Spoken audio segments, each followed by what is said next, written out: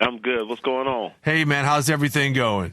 It's no complaints on this end. Everything's going well. I don't know if you'd ever complain about anything, Donald. You seem to be one of the most positive people I have ever been around in my life.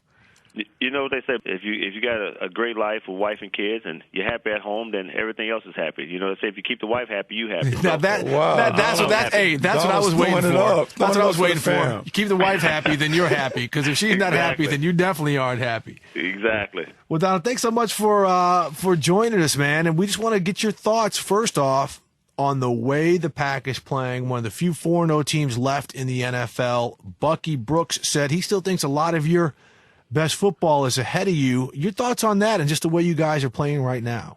I think we're playing well. Everybody was talking about us early in the year, saying that we have a chance to repeat. But, our goal was just to stay focused.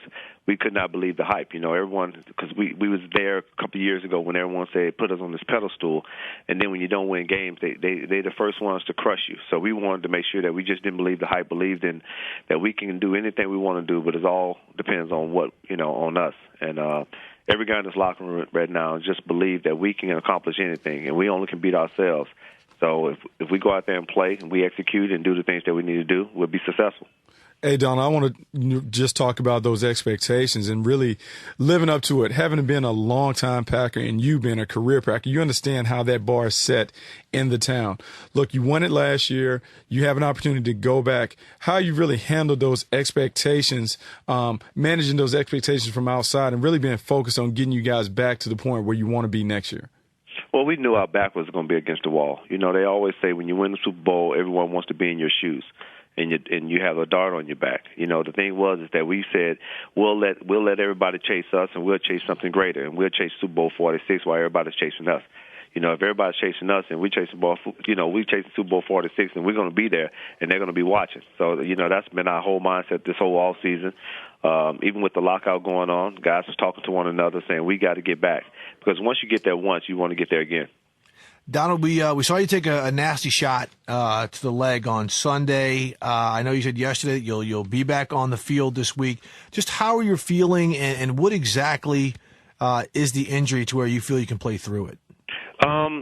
Well, the biggest thing is the injury is just the leg is still swollen. Had a torn muscle from the hit, but outside of that, I think the biggest thing for me is just to get ready for this week and get ready to play.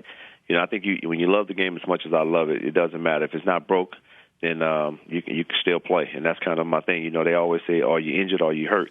You have to pick one. I think I'm just hurting right now. Don, you're a long-time Pack. You put a lot of time in this game. How much longer do you want to continue to do this? You talked about your passion for the game. How much longer do you see yourself playing this game that you love? I always said I wanted to play until I'm 40. A big idol of mine has been growing up has been Jerry. And I know Jerry played until he's 42. I'm not trying to get that to that mark, but I feel like I'm still playing at a high level right now. And if I can just make it to that 40 mark, I have 2 years left on my contract here this year, next year. At that time, I'd just be turning 39. So I have a great choice to make. If the Packers want to keep me, then I'll play one more. If not, then I have to make the choice on and talk to my wife and kids and see what they want me to do. And if it's time to put the cleats on the shelf and walk away, then I'm willing to do that as well. So this is a man after my own heart, Buck. You see, I'm a little bit older than Donald. Not much now, Donald. But I just like your inspiration to keep it moving, doing something that you love. Hey, I want to talk to you a little bit about your overall receiving core, because clearly it seems like it's just the amount of weapons you have. It seems like it's the best crew in the NFL. What are your thoughts in being a part of a group that's got a Greg Jennings and you and Jordy Nelson and Jermichael Finley and James Jones? You got the young guy Randall Cobb in the mix now. What about a team having so many weapons?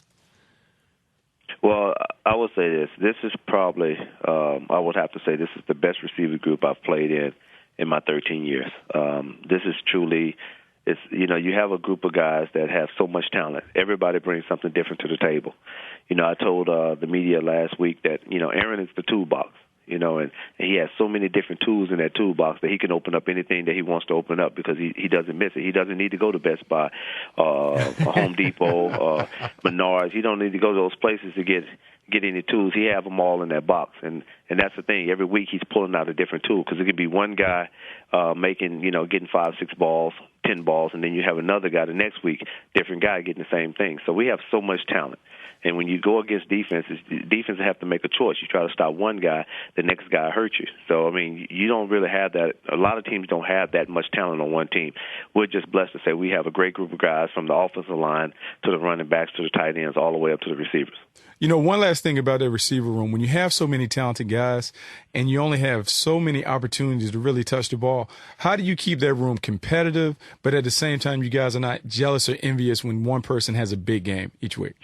Well, what we do is we keep each other accountable. You know, I mean, we at practice, we challenge each other in practice that, you know, who makes the best catch, who can catch with their hands, who don't catch with their body, how many catches you did have in practice. And then when you get to the game, it's just having fun.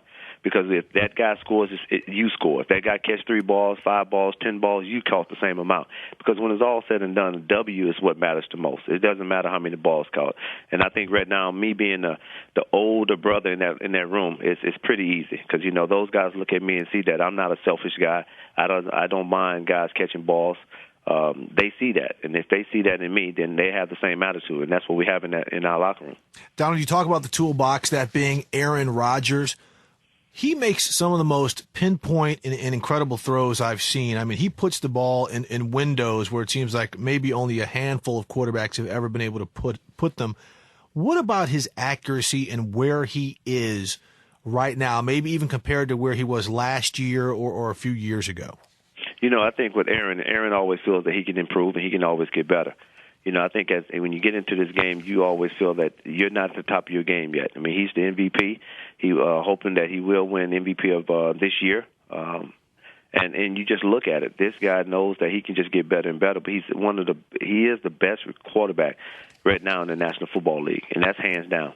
You know, and talking about your quarterback, I want to move over to your play caller. Mike McCarthy has become a stone-cold killer. Absolutely. As a play caller. Like, you guys have the ability to go for the juggler anytime. Talk about playing for him. Talk about the rhythm that he gets into. And how does he really inspire confidence in you guys to go and really, when y'all can knock him out, knock the opponent out? Well, he's always, you know, in that meeting room with the offense, he's always talking about how we have to start fast and how we have to have that knockout punch. And he said, we haven't put the knockout punch yet.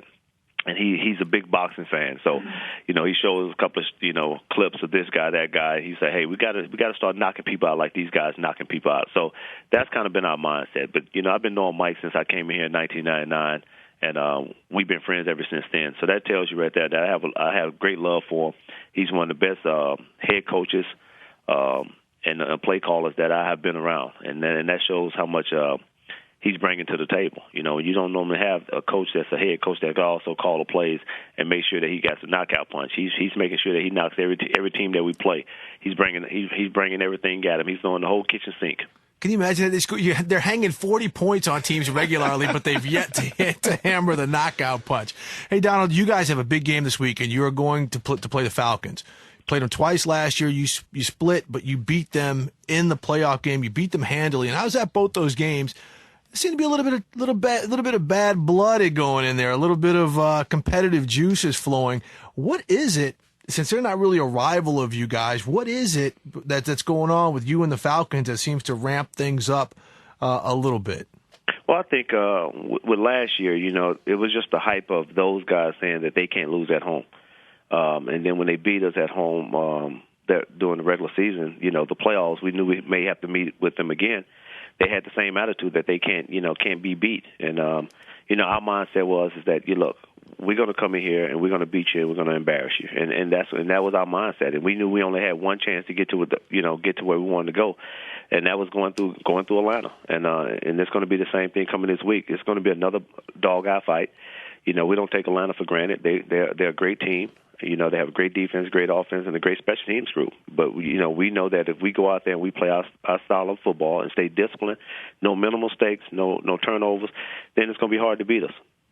You know, I love the fact that you guys are a week-by-week team. You're able to focus in on the week. But we're going to talk about one of these opponents in your division that is really beginning to generate a buzz. The Detroit Lions are making some noise. And I know we don't pay attention to what's going on, but I'm sure you guys have kind of been paying attention to what Detroit has done. What are your thoughts on the Detroit Lions right now? You have to take your hat off to them. You know, Detroit haven't been a good team for a long time.